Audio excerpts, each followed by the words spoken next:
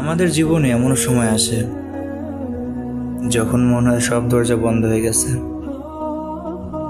দুঃখ, কষ্ট আর হতাশায় আমরা ভেঙে পড়ি। মনে হয় আল্লাহ আমাদের হয়তো আর ভালোবাসেন না। কিন্তু মনে রাখবেন, আল্লাহর রহমত কখনো শেষ হয় না। তিনি এমন এক রব যিনি বান্দার প্রতি দয়া করতে কখনো ক্লান্ত হন না। আল্লাহ তাআলা কোরআনে ঘোষণা দিয়েছেন, হে আমার বান্দারা, যারা নিজেদের উপর জুলুম করেছো, তোমরা আল্লাহর রহমত থেকে নিরাশ হও না।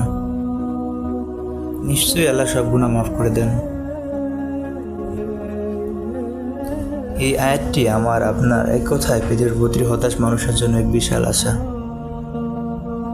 ভাবুন তো, আপনি এখন আপনার পাপ কাজের জন্য অনুতপ্ত হচ্ছেন, নিজের করা প্রতিটি খারাপ কাজের জন্য আপনি হতাশ হয়ে পড়েছেন এবং নিজেকে প্রশ্ন করছেন, আল্লাহ কি আমাকে ক্ষমা করবে? সবশেষে অজু করে অন্ধকার করে বসে পড়লেন আপনি নামাজ পড়ার জন্য, তওবা করার জন্য। এত কিছু করার পরও আল্লাহ সুবহানাল্লাহ তাআলা আপনার সিজদা করার ক্ষমতাটা এখনো ছিনিয়ে নেননি। আল্লাহ তাআলা এখনো আপনাকে রাখছেন। তিনি বলছে, আমার দিকে ফিরে এসো আমার বান্দা, আমি তোমাকে ক্ষমা করব। এটাই কি আমাদের জীবনের সবচেয়ে বড় পাওয়া নয়? এটাই কি সবচেয়ে বড় রহমত নয়? আল্লাহ তাআলার রহমতের 100 ভাগের মধ্যে 1 ভাগ দিয়ে পুরো দুনিয়ার মানুষ, প্রাণী, জীবজন্তু একে অপরের প্রতি দয়া করে। বাকি 99 ভাগে তিনি আখিরাতের জন্য রেখে দিয়েছেন। ভাবুন তো, দুনিয়ায় আমরা যে ভালোবাসা, দয়া, মায়ের মমতা দেখি, এটা আল্লাহ তাআলার রহমতের মাত্র 1 ভাগ। তাহলে আখিরাতে আমাদের জন্য কি পরিমাণ রহমত অপেক্ষা করছে?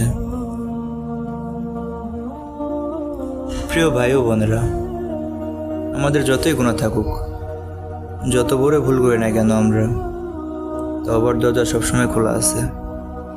আর যদি সত্যিকার অর্থে তওবা করেন, আল্লাহ আপনার অতীতকে সুন্দর ভবিষ্যতে পরিণত করে দেবেন।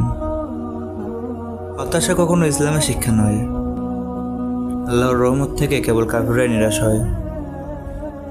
তাই আসুন নতুনভাবে শুরু করি, আল্লাহর দিকে ফিরে যাই। হে আল্লাহ তাআলা, আমাদেরকে আপনার রহমত থেকে কখনোই বঞ্চিত করবেন না। আমাদের গুনাহ মাফ করুন, আমাদের হৃদয়কে পরিশুদ্ধ করুন, আর আমাদের জান্নাতের পথ সহজ করে দিন। হে আল্লাহ তাআলা, আমাদের সবাইকে আপনার অসীম রহমতে ছায়া রাখুন।